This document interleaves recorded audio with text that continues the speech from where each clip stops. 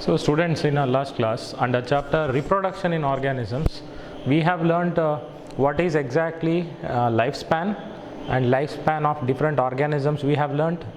Then we have learnt difference between asexual and sexual method of reproduction.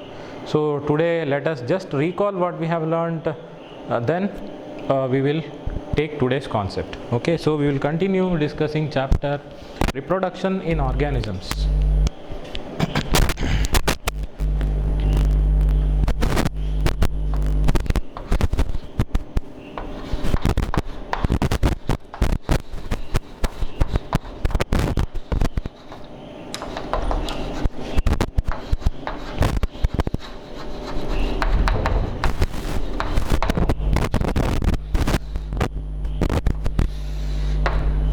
So if we have to just recall what we have learned in our last class, just I'll write as recap here. So let us just see what we have learned in last class, then we will continue with today's concept. So in our last class we have learned about lifespan, that is period from birth to natural death of the organism is called lifespan, and lifespan different for different organisms. As we have seen, for example, rose plant which has lifespan of 5 to 7 years, then butterfly has lifespan of 1 to 2 weeks, then crocodile has lifespan of 60 years, isn't it? Then we have learnt lifespan of cow is 18 to 23 years, then lifespan of parrot is 140 years, lifespan of crow is just 15 years. Then lifespan of tortoise is 100 to 150 years, lifespan of banyan tree is 500 years. So what it clearly indicates is lifespan can be very short in some organisms, like in fruit fly, that is Drosophila melanogaster. In fruit flies it can be just 50 days, or in butterflies it is just 1 to 2 weeks that animal can survive. So in case of banyan tree it is 500 years. Then we also compared like parrot and crow, both are birds almost similar size, but lifespan is completely different, because parrot can live for 140 years, crow can live for only 15 years. That clearly indicates lifespan has no relation with size of the organism, isn't it? What we have learnt. Then we learnt different two types of reproduction in our last class. Reproduction means it's a biological process where organisms produce offsprings, progeny, similar to itself. So then two types of reproduction mainly what we have learnt, that is asexual method, then sexual method. So asexual method means without mating, both male and female are not required here, single parent is involved. If you remember, single parent, that is either male or female, both are not required. In case of sexual reproduction, both male and female, that means two parents are required. Here in asexual, single parent, in sexual two parents are involved. In asexual reproduction, offspring produced will be called clones. Clone means morphologically and genetically similar to the parents, what we have learnt in last class. Then in sexual reproduction, offspring will not look same like parents, it leads to variation, means change. Offsprings will look different from the parents. This is what we have learnt in last class. I am just recalling, we are just recalling, this is just a recap, so that you can connect yesterday's concept with today's concept. Means last class what we have learnt, and today what we are learning, what after what, that you can connect easily. So just I thought of doing recap. I usually do in regular classes also, you know me very well. In normal theory classes in college also I do recap. So because you have to recall what we have learned in last class, then that should be connected to today's class. Then asexual reproduction is quick, fast. Then sexual reproduction is slow, isn't it? So differences we have learnt in our last class. Then we were learning that asexual and vegetative propagation both are same. Asexual word is used for animals, vegetative is used for plants. So only two types of reproduction, sexual and asexual. So So then we were learning about asexual reproduction in different organisms. How different organisms reproduce asexually, that we will learn. Already we have learned one small part of that. Let us recall what we have learned. Usually asexual reproduction will be done by only those organisms which in their body is very simple. Means simple organisms, single celled organisms usually undergo asexual reproduction. The animals having complex body type or higher organisms will undergo sexual reproduction. So asexual reproduction will be done by animals or organisms which are having simple body organization. Like for example, single celled organism. This is we have learnt on introduction of all this. We have learnt single celled organisms, they have only one cell. Entire organism is one cell, like amoeba, paramecium. They undergo asexual reproduction. Then simpler organisms having simple body structure like fungi or protists, monerans. We have learned this. Monerans means bacteria and mycoplasma comes under monera. Protista means 5 classes are there. You know, first year you have learned chrysophytes, dinoflagellates, euglenoids, slime molds, then protozoans. Then fungi and some algae also undergoes asexual reproduction. So what we have learned in protists and monerans, especially in single celled organisms, the reproduction will be just cell division. Just one cell is there, that cell divides into 2. One cell divides into 2, 2 becomes 4, 4 becomes 8, like that. We have already learned this in last class. Okay, then this is like single celled organisms.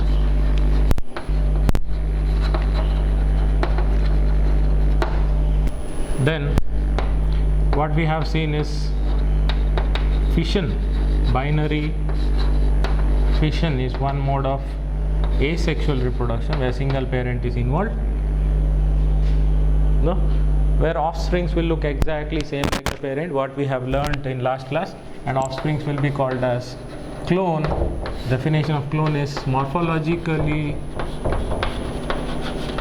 and genetically similar to the parent.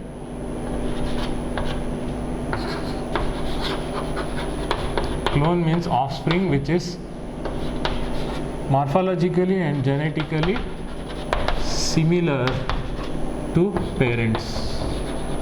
This is what we have learned in our last class, if you remember. Morphology is external appearance. The offsprings will look exactly same like the parents. Even their genes also will be same like the parent. Because single parent is involved, one cell divides into 2. Whatever genes are there in one cell, all that is transferred to offsprings. Binary fission is a method where bi means 2, fission means division. So here one cell divides into 2 cells. Like in case of amoeba and paramecium, already we have learned in when last class I stopped when I discussed binary fission. So where one cell is there with a nucleus, that one cell divides into 2 cells. First what happens? First nucleus will divide into 2, then entire cell will divide into 2, and these are called daughter cells. This is what we have learnt in our last class, isn't it? We have learnt till this in our last class, if you remember. Then we will continue discussing it in case of yeast. Space is not enough, so I have to rub this.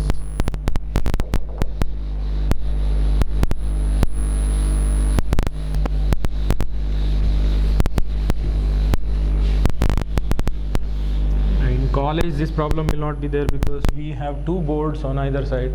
We can use both the boards at a time, but here also I can use, but the problem is nobody is there to handle camera. I have fixed the camera. Okay, so nobody is there in this room except me. So I'm only recording the class. I kept the camera on towards my side, so only one board we have to use. So first method what I discussed is just a simple cell division, and second method is what we discussed just now, that is binary fission, where one cell divides into two in case of amoeba paramecium. This you have learnt already in 9th standard, so you know it very well, but also it is my duty to explain everything, and I usually do that. The next method is budding.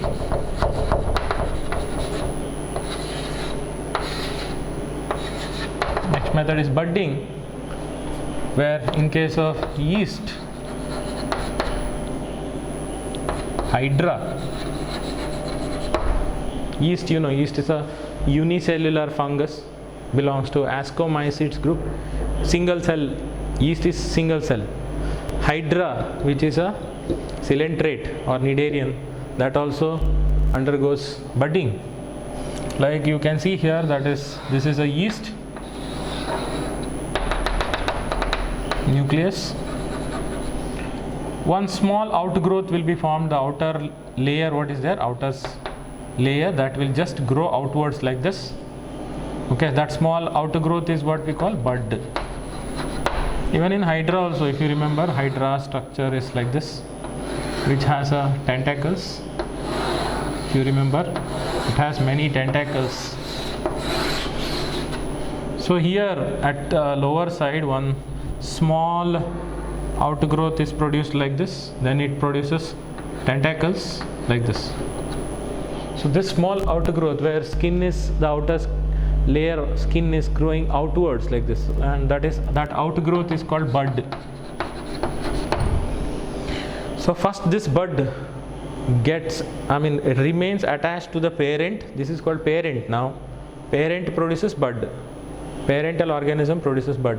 First this bud will be attached to the parent, then slowly, eventually, means slowly, that will get detached, means it breaks and separates from the parent. Okay, so then it will, only this bud will grow as new organism, like new yeast or new cells. Okay, so small outgrowth is called bud. In case of yeast, bud can be formed one above the other like this, like a chain. Not only one side, it can grow on many sides like this. Already you have seen this under microscope in first year, yeast budding. This method is one type of asexual reproduction, that is called budding in case of yeast and hydra. This picture is not there in the textbook, I am just showing for your understanding. Okay, so next method is in some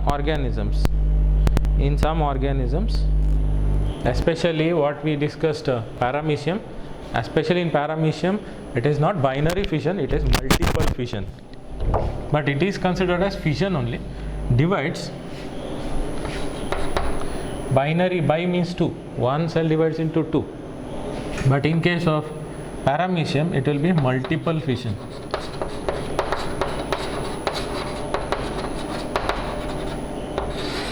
Here binary fission means, bi means two, one cell divides into two daughter cells. Here more than two will be produced in case of paramecium, where one cell divides into many cells. Each one is called amoebulae. That is not there in the textbook for NEET point of view. Okay, or if you have doubt in that, so that's why I thought of explaining this. But the multiple fission is not mentioned in the textbook. Okay, multiple fission where one cell divides into many cells. Okay, many cells. Each one is called amoebulae only during unfavorable conditions. When environmental conditions are not suitable, at that time one cell divides into many cells. each cell will develop into one entire organism. So that usually all that amoebulae will be covered in a tough coat. Okay, tough coat. Okay, so next method we can see zoospore formation in some organisms, like which belongs to kingdom fungi and algae. Organisms which belongs to members of kingdom fungi or kingdom mycota and algae, some algae, where they produce zoospores,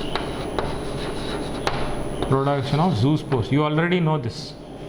And these zoospores will be produced in a bag-like structure that is called zoosporangium.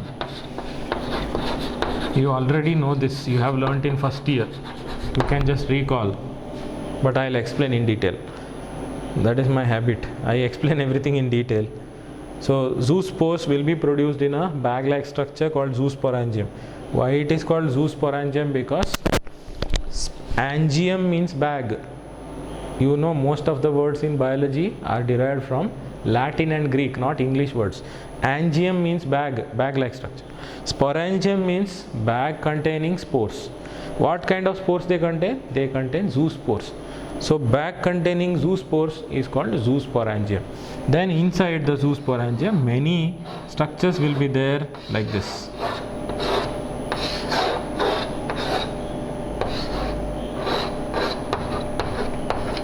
Okay, each one will be like this.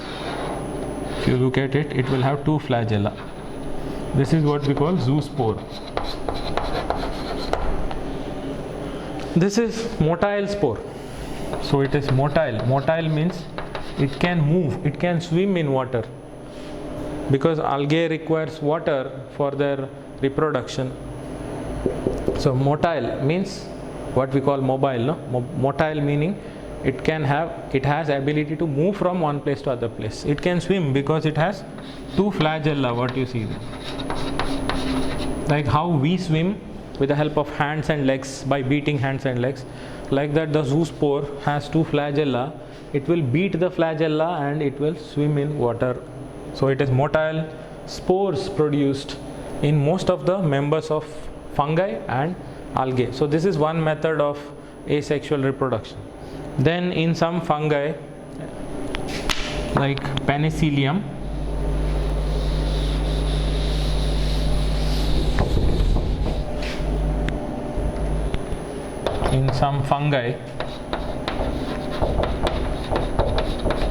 name of the fungi is penicillium.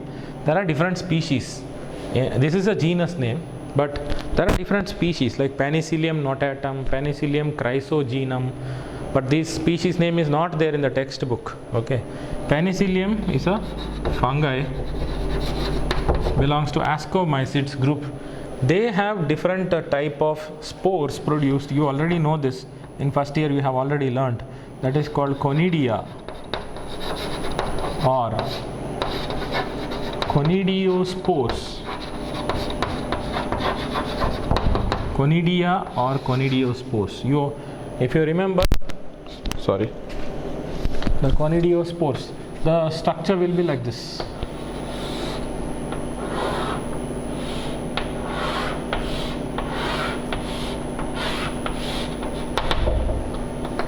So the spores will be produced arranged one above the other.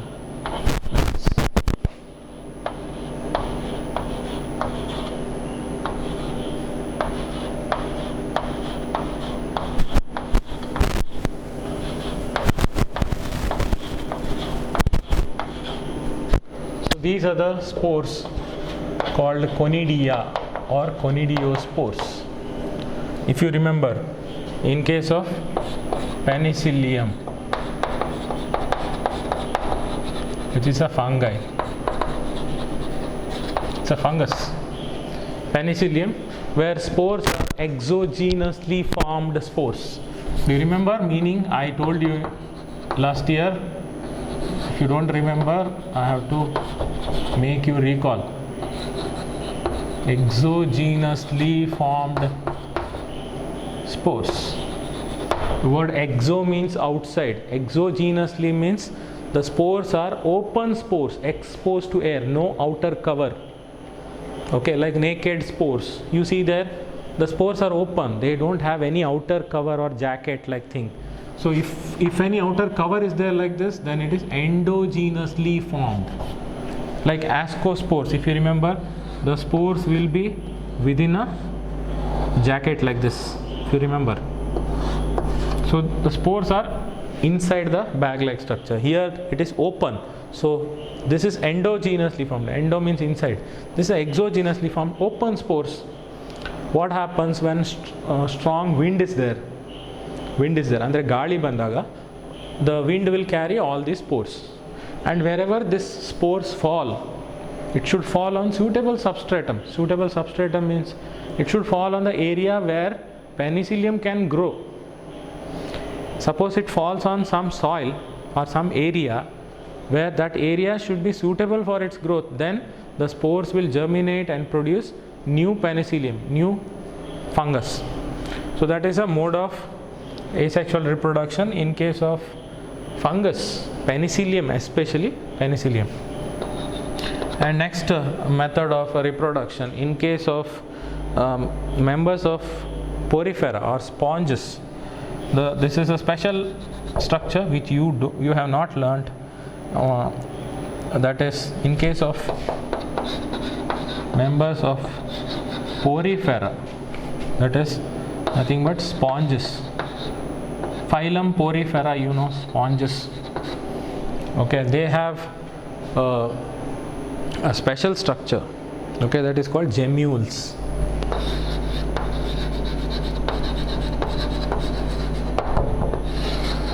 Gemmules are special structure which is a cup-like structure, and it is produced in sponges only during unfavorable conditions. Means when environmental conditions are not proper, not suitable, okay, then it produces this gemmules. Let us see how the structure will be. It's a flask-like structure. Okay, it will be like this. It is circular like this, almost circular.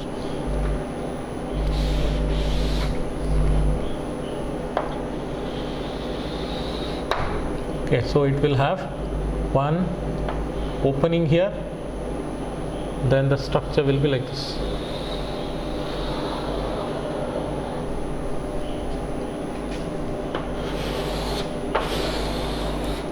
Okay, I am drawing now structure of gemmule, flask-like structure.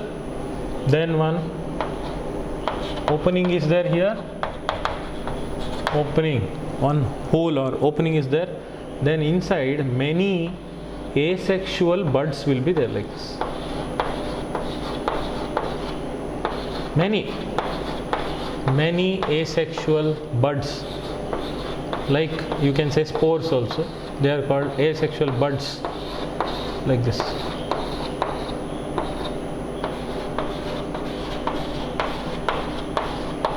You know, this is a sponge, so it will have spicules, no, sharp skeletal structure in porifera. You already know a porifera structure, you have learned. So it will have spicules, that is like a skeleton. Like how we have bones for support, like that they have skeleton, that is spicules. So these are what I am talking about, asexual buds. Each bud when it comes out, when it will come out? Only when condition is favorable. Meaning, in case of sponges, they produce this gemmule only when environmental conditions are not suitable. If environment is not suitable for sponges to grow or reproduce, then it will form this gemmule. When condition becomes favorable, if environment is suitable for reproduction, then all these asexual buds will come out. It will come out of gemmule. Then on getting suitable substratum, means when it gets a suitable soil or suitable condition, each asexual bud will germinate and produce new sponge. So how many are there here? Many are there. each one can produce one entire organism. So this is a mode of sexual reproduction by producing gemule. In case of sponges, that too only during unfavorable conditions, not during favorable conditions. Okay, this is seventh method. Okay, so this is what is method of asexual reproduction in different organisms, what we have learnt. Then time is there, so now we will discuss vegetative propagation in different organisms. As you know that vegetative propagation is also asexual reproduction only. Vegetative is other name for asexual reproduction. Asexual word is used for animals, vegetative word is used for plants. So next we are learning vegetative propagation, which is a type of asexual reproduction only. Not type, it is asexual reproduction. So under asexual reproduction we will learn vegetative propagation.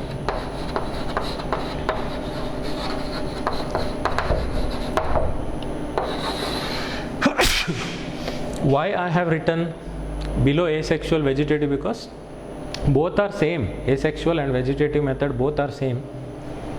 Asexual word is used for animals, vegetative word is used for plants. I told you in class why it is in plants it is called vegetative, because in flowering plants, that is in angiosperms, flower is a sexually reproductive part, because flower contains male and female reproductive organs. Except flower, other than flower, remaining parts are what? Leaves, stem, root. These parts are called vegetative parts. That's why in market we call vegetables. If you are buying chicken or mutton, which is an animal body part, we don't call it as vegetable, because in animal body parts, except reproductive organs, remaining parts are called just body parts. We don't say vegetative part. Vegetative part you can call only for vegetation. Vegetation means plants. In general we say, when we look at so many plants on the land, okay, then we say vegetation is very good here. Vegetation means plants growing. So plant parts you can call vegetative part. But flower you cannot call vegetative part, because flower is involved in sexual reproduction in plants. So flower is a sexually reproductive part. Except flower, remaining all the parts like root, stem, leaves are vegetative parts. That's why it is called vegetative propagation. See, you might be thinking, why didn't I write vegetative reproduction?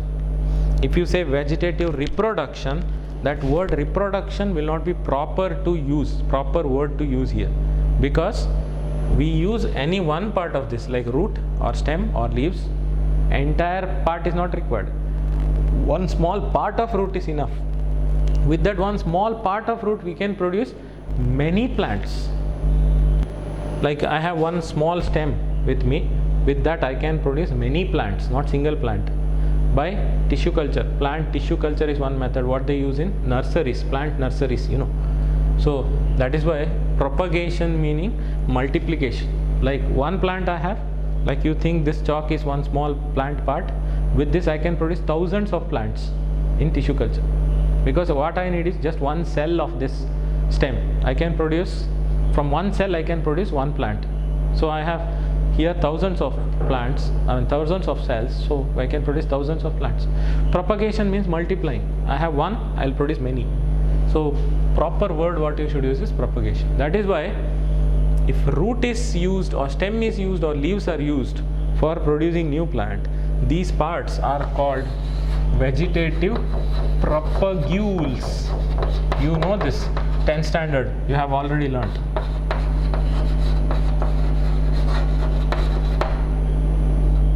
These parts are called vegetative propagule.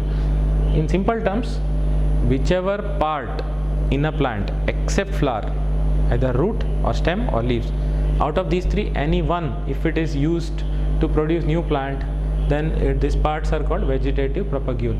For example, if you produce new plant by using root, then root is a vegetative propagule, because you produce new plant by using root.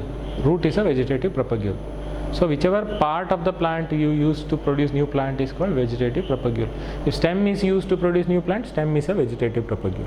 If leaf is used to produce new plant, then leaf is a vegetative propagule. These are not artificial method, these are natural method. Again, in vegetative propagation there are two methods, natural and artificial. Natural means which naturally happens in the plant, we don't have to touch. Humans interference is not there. But some artificial methods are also there which you have learnt in 10th standard, okay, but you don't have in second year syllabus. So I don't have to teach that. Only in NEET class we will learn. So here whatever is there in the textbook, only that much I have to teach, you know that. So because I am teaching for board exam point of view in the class now, because NEET class we are learning separately, we are not mixing that NEET class with this. Okay, theory class separate, NEET class separate. So in NEET class when I discuss this chapter, I will discuss in detail. I will go beyond all these concepts. Okay, so in depth, very deep we will discuss. So vegetative propagule is a part, from that part you can produce new plant, then it is called vegetative propagule. Okay, so I was telling artificial method is there, like you have learnt in 10th standard, that is cutting, grafting and layering, that we don't have in our syllabus in second year. So we will discuss only natural method of vegetative propagation in plants.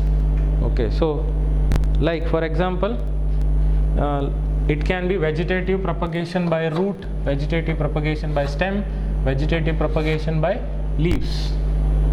Okay, if you remember, vegetative propagation by stem, if stem is used for vegetative propagation, like for example potato. In case of potato, you see that if potato is kept open for many days, you see that some white color small bud like structure will be produced. No, I think most of you have seen it. Suppose this is potato, okay, wherever this scar mark will be there like this, you see that one small white color part comes out like this. Then slowly if you leave it like that, then slowly it starts turning into small plant like structure which is green. No, these are called eyes. So these are nothing but small buds or eyes. If you remove this green color small part, okay, and sow it in soil, that will produce new plant. So here these eyes or eye buds, what we say, eyes, are meant for producing new plant. So this part can produce new plant, new potato plant.